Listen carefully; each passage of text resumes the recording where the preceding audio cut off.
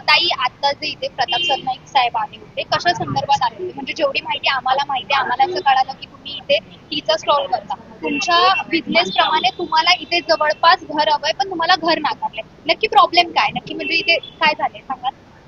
नक्की प्रॉब्लेम असा झाला की मी माझी मुलगी 1-1.5 महिना इथे राहतोय, म्हणजे आज कम से कम 2.5 महिने झाले आम्ही इथे राहतोय. तर मला रूम पाहिजे होता जवळ.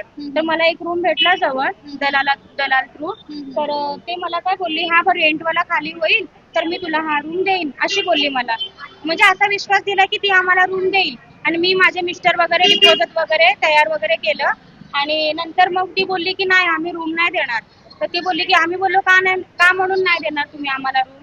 ना आम्ही मांस खात नाही, मच्छी खात नाही, पीठ वगैरे नाही. तर ती बोलली आम्हाला द्यायचंच नाही. बोलली का म्हणून? तर ती पटकन बोलली की तुम्ही मराठी म्हणून आम्हाला द्यायचं नाही.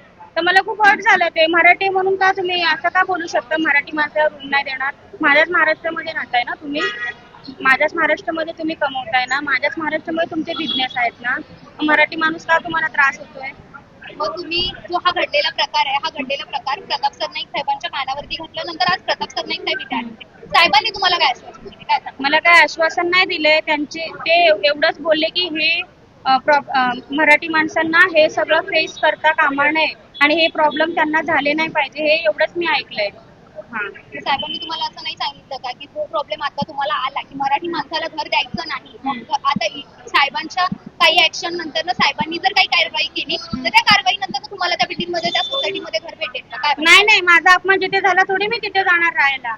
तुम्हाला जे ह्या प्रकरणामध्ये सांगितलं गेलं की तुम्ही मराठी आहात म्हणून तुम्हाला घर मिळणार नाहीये. समोरची जी व्यक्ती होती ती कुठल्या जातीची होती? काय ते सांगा? दोघी पण मारवाडीच होते ते दोन्ही. आणि तिथे न मच्छी मटण खाणाऱ्या लोकांना त्यांनी तिथे बहुतेक तर मी नोटीस केलं तिथे जैन लोक आणि आपलं मारवाडी लोकच आहेत. मराठी तर मला कोण दिसलेलं नाहीये तिथे.